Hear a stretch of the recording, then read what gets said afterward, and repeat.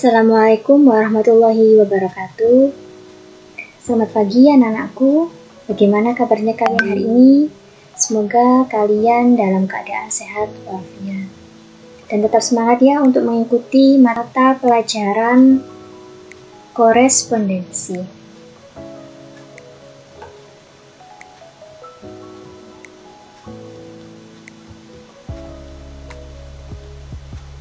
Anak-anak, sebelum kita memulai pembelajaran pada pagi hari ini, marilah kita berdoa terlebih dahulu. Berdoa selesai. Dan selanjutnya, silahkan kalian isi daftar hadir mata pelajaran korespondensi ini. Untuk link, kalian bisa lihat di description box di YouTube maupun di grup WA kelas. Baiklah anak-anakku, sudah siap ya untuk mengikuti pembelajaran pada pagi hari ini. Nah, saya Ibu Ayu Laili yang akan mengajar mata pelajaran korespondensi di kelas 10 TKP 1, 2, dan 3. Nah, untuk materi yang dipelajari di semester gasal meliputi kompetensi dasar, pengetahuan dan keterampilan, mulai dari KD 3.1 memahami komunikasi kantor, 4.1 melakukan klasifikasi komunikasi kantor, KD 3.2 menerapkan komunikasi telepon bahasa Indonesia, KD 4.2 melakukan komunikasi telepon bahasa Indonesia, KD 3.3 menerapkan komunikasi telepon dalam bahasa Inggris atau bahasa asing lainnya, KD 4.3 melakukan komunikasi telepon dalam bahasa Inggris atau bahasa asing lainnya. KD 3.4 menerapkan tata naskah surat menyurat bahasa Indonesia.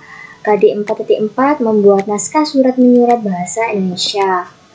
KD 3.5 menerapkan tata naskah surat menyurat bahasa Inggris atau bahasa asing lainnya. KD 4.5 membuat naskah surat menyurat bahasa Inggris atau bahasa asing lainnya.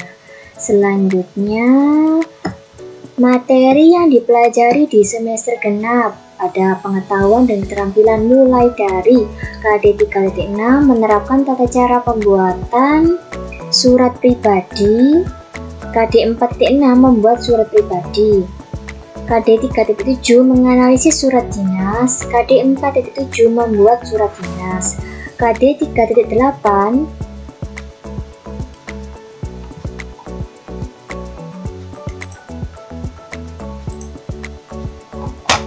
selanjutnya, materi yang dipelajari di semester genap ada kompetensi dasar pengetahuan dan keterampilan mulai dari KD 3.6 menerapkan tata cara pembuatan surat pribadi, KD 4.6 membuat surat pribadi, KD 3.7 menganalisis surat dinas, KD 4.7 membuat surat dinas, KD 3.8 menganalisis surat niaga, KD 4.8 membuat surat niaga, KD 3.9 menerapkan pengelolaan surat elektronik, KD 4.9 melaksanakan pengelolaan surat elektronik, KD 3.10 mengevaluasi kegiatan korespondensi, KD 4.10 membuat laporan kegiatan korespondensi.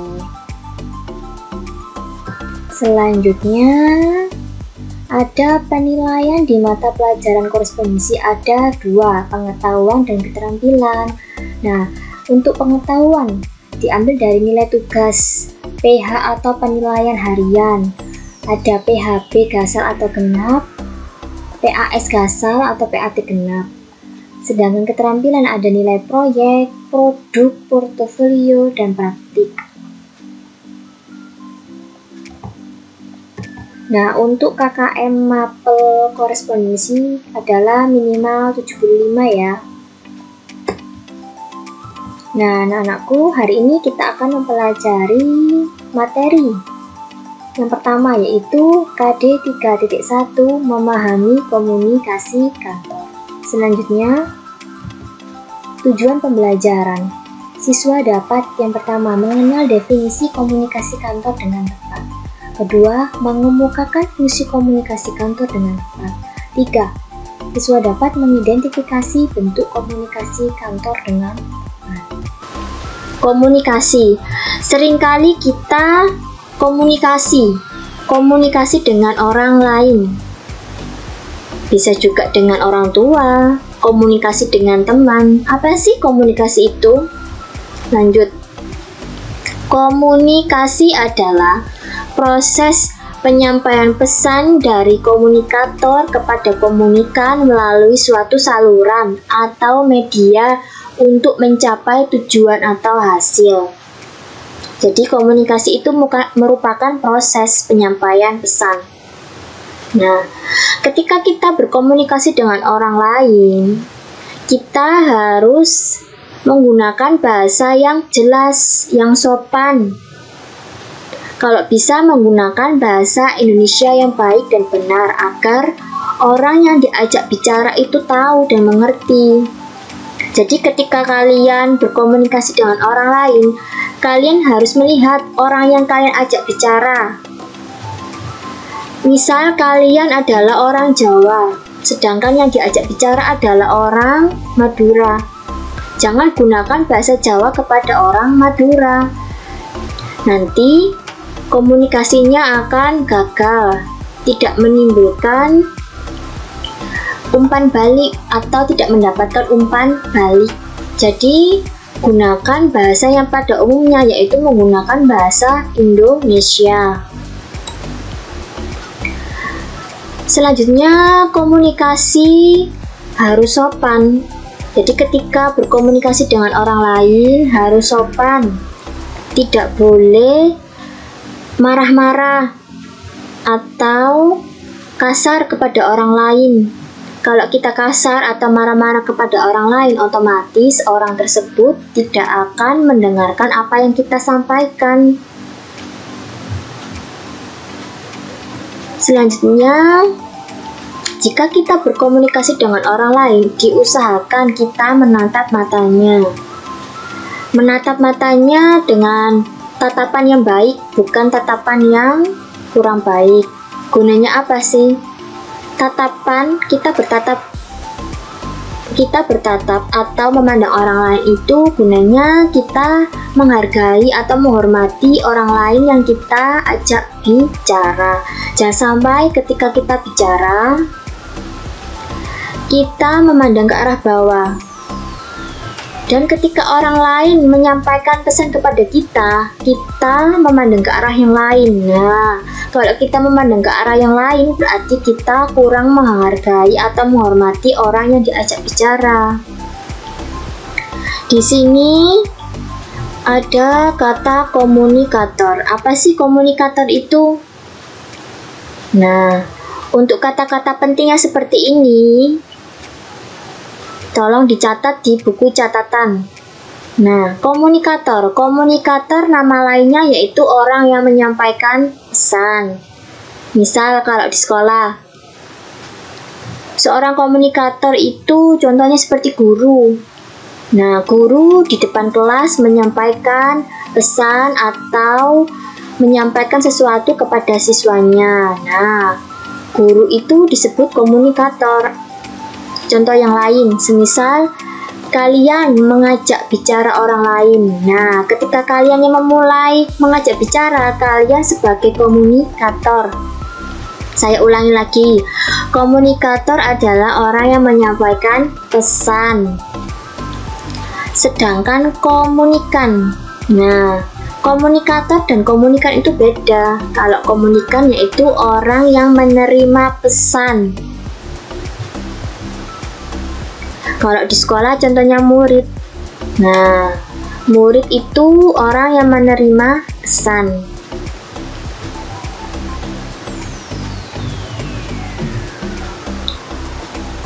Lanjut. Selanjutnya yaitu dasar keterampilan dalam komunikasi. Apa sih dasar keterampilan yang dibutuhkan dalam komunikasi? Dasar keterampilan yang dibutuhkan dalam komunikasi itu ada dua. Jadi, ketika kita berkomunikasi, kita harus tahu dulu dasar-dasarnya sebelum kita berkomunikasi dengan orang lain.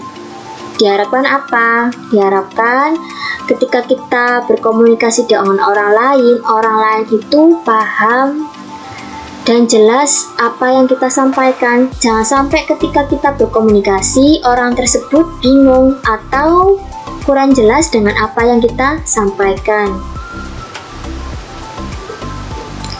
Kalau kurang jelas terhadap apa yang kita sampaikan, berarti tujuan komunikasinya itu tidak akan tercapai.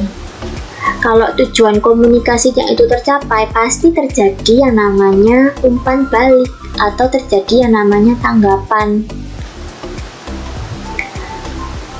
Kembali lagi ke dasar keterampilan dalam komunikasi. Yang pertama ada keterampilan menyampaikan. Keterampilan menyampaikan ini perlu dikuasai oleh seorang komunikator, yaitu mulai dari keterampilan berbicara, jika komunikasinya melalui lisan atau langsung, menulis jika komunikasinya berupa tulisan, yaitu melalui surat atau email dan lain-lain, dan mengarang serta memberi isyarat. Yang kedua, keterampilan menerima. Keterampilan menerima ini harus dikuasai oleh yang namanya komunikan.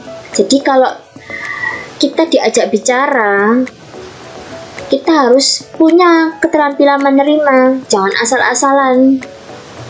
Keterampilan menerima yaitu keterampilan mendengarkan dan membaca serta memahami isyarat. Jadi kalau kita diajak komunikasi dengan orang lain, kita harus mendengarkan sampai akhir komunikasinya selesai, akhir pesan yang disampaikan. Jangan kita tidak punya etika. Misalnya kalau orang lain itu mengajak bicara, kita langsung memotong atau tidak mendengarkan, atau kita memandang ke arah yang lain. Nah, otomatis kalau seperti itu terjadi, maka tujuan komunikasi tidak akan tercapai. Begitu juga kalau di dalam kelas, semisal gurunya mengajar atau menerangkan di depan kelas. Nah, ada sebagian murid yang tidak mendengarkan, bermain sendiri, asik sendiri, dengan temannya ngobrol, otomatis apa yang disampaikan gurunya itu tidak akan diterima, karena muridnya ngobrol sendiri. Nah, ketika gurunya menyampaikan atau mengajar di depan kelas, seorang murid harus mendengarkan. Karena itu juga bagian dari mencari atau menuntut ilmu. Itu kalau sama guru. Kalau sama orang lain juga harus mendengarkan. Kalau kita tidak mendengarkan, berarti kita tidak menghargai orang tersebut. Selanjutnya, fungsi komunikasi kantor. Fungsi itu bisa berarti kegunaan. Yang pertama, untuk memperjelas informasi yang disampaikan. Yang kedua, untuk mempermudah penyampaian informasi. Ketiga, untuk mempersingkat waktu dalam menyampaikan suatu informasi. Untuk mempersingkat waktu itu bisa juga menggunakan komunikasi melalui alat atau media. Contohnya seperti apa? Kalau menggunakan alat atau media, berarti bisa menggunakan alat komunikasi seperti handphone, telepon. Nah, itu untuk mempersingkat waktu. Semisal, saya ingin memberikan informasi kepada orang lain, dan orang tersebut di hari yang sama itu ada di kota yang berbeda. Nah, untuk mempersingkat waktu, saya berkomunikasi lewat telepon atau handphone saja. Jadi kalau ada media atau alat, otomatis sangat cepat dalam menyampaikan informasi. Yang keempat, untuk membangkitkan daya tarik bagi konsumen. Kalau yang keempat ini bisa dilakukan dalam hal pelayanan. Jadi kalau ingin membangkitkan daya tarik konsumen, kita harus menguasai yang namanya gaya bahasa komunikasi yang indah, yang menarik, yang ringkas, yang simple, yang to the point, sehingga orang lain itu tertarik.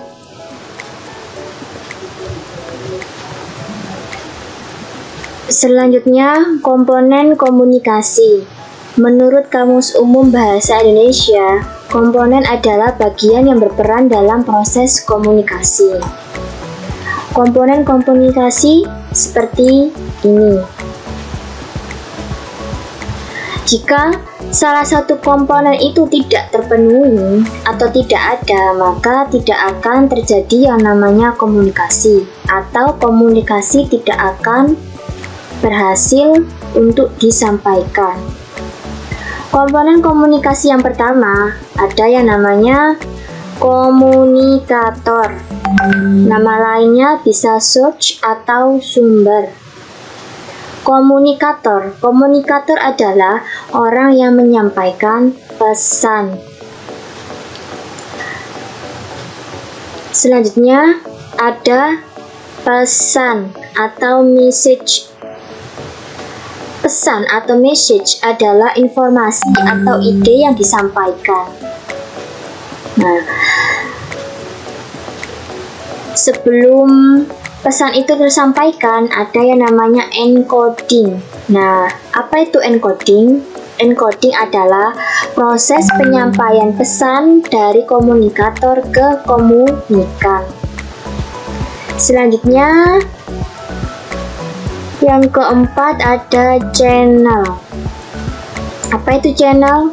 Channel nama lainnya bisa berupa media atau saluran. Nah, channel, media, atau saluran adalah alat yang digunakan untuk menyampaikan komunikasi. Selanjutnya, komunikan atau receiver. Receiver itu penerima. Nah, apa itu komunikan? Komunikan adalah orang yang menerima pesan. Selanjutnya, decoding. Decoding adalah proses penerimaan pesan. Selanjutnya yang terakhir adalah respon atau tanggapan, atau bisa juga feedback. Feedback itu umpan balik. Jadi, ketika komunikator berhasil menyampaikan informasi kepada komunikan, maka yang terjadi adalah munculnya respon atau tanggapan atau umpan balik. Kalau muncul yang namanya respon, tanggapan atau umpan balik atau feedback, berarti komunikasi tersebut berhasil mencapai tujuan.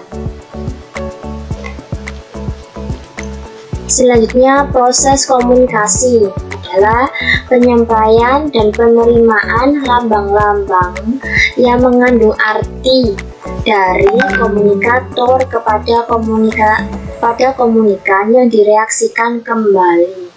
Nah, apa yang dimaksud dengan lambang-lambang?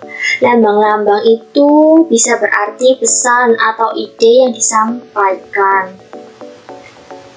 Direaksikan kembali. Nah, yang dimaksud yang direaksikan kembali itu sama halnya, yang dimaksud dengan direaksikan kembali itu maksudnya muncul yang namanya feedback atau umpan balik atau tanggapan. Selanjutnya, bentuk komunikasi. Bentuk komunikasi dibagi menjadi dua, yaitu ada komunikasi verbal dan komunikasi non-verbal. Komunikasi verbal. Yang dimaksud dengan komunikasi verbal adalah komunikasi yang berupa kata-kata atau kalimat. Sedangkan komunikasi non-verbal yaitu komunikasi yang berupa isyarat atau bahasa tubuh atau gesture. Nah, yang terakhir adalah kesimpulan.